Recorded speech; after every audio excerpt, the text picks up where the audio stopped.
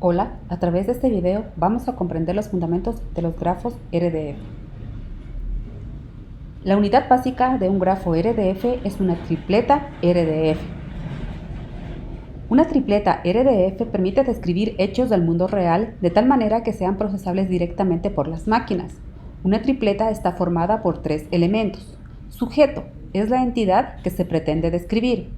Predicado es la propiedad o atributo del sujeto a describir. Finalmente, el objeto es el valor de la propiedad del sujeto. El predicado conecta al sujeto con el objeto.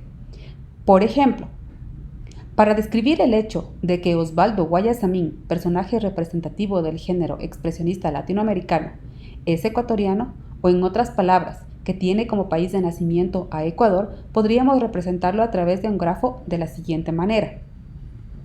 El sujeto estaría representado por una URI, es decir, un identificador único que describa al pintor. El identificador es creado durante la generación de datos RDF. En este caso, los datos del pintor residirían en un repositorio de la Casa de la Cultura Ecuatoriana.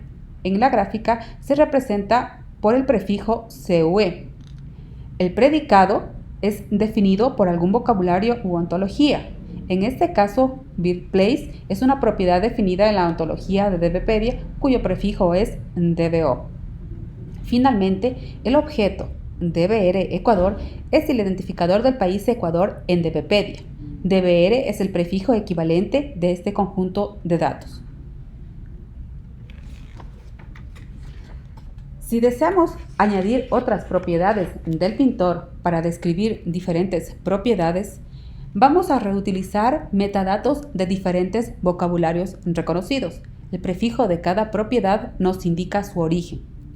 Como se puede observar en el grafo, existen tres tripletas y por tanto tres propiedades con su respectivo valor.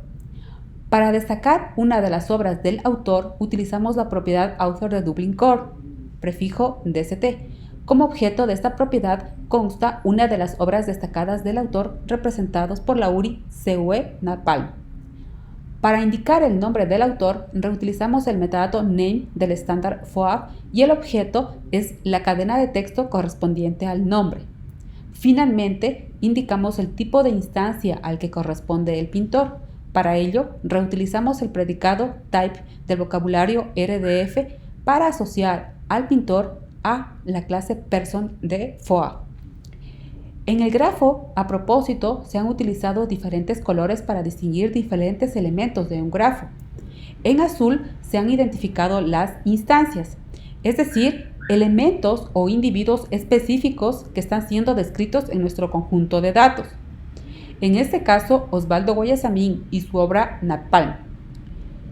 Por otra parte, en un rectángulo se especifican los valores literales, es decir, datos simples como una cadena de texto, un número o una fecha.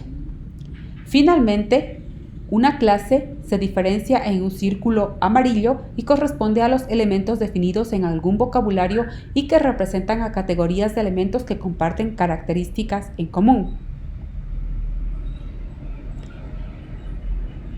En este segundo grafo se representan algunas tripletas que constan en el conjunto de datos de DBpedia y que describen a Ecuador. Al igual que en el subgrafo anterior, observamos dos instancias identificadas por las URIs DBR Ecuador y DBR Quito. Los dos elementos se conectan a través de la propiedad capital definida en la ontología de DBpedia, o DBO su prefijo. También consta el nombre de la instancia Ecuador y para indicarlo reutilizamos la propiedad name de FOAP.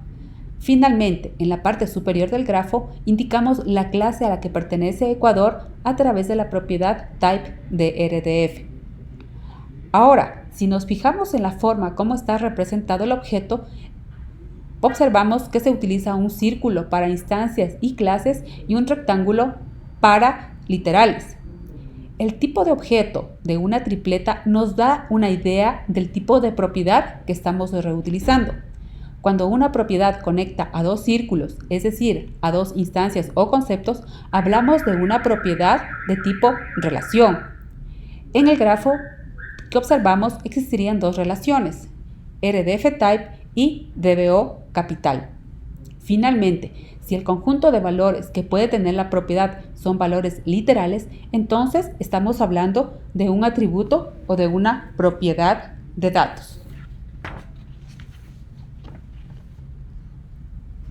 Ahora, si conectamos instancias o recursos semánticos que residen en diferentes repositorios, por una parte Casa de la Cultura Ecuatoriana y por otra parte DBpedia, estamos así contribuyendo a conformar lo que es la llamada web de datos enlazados.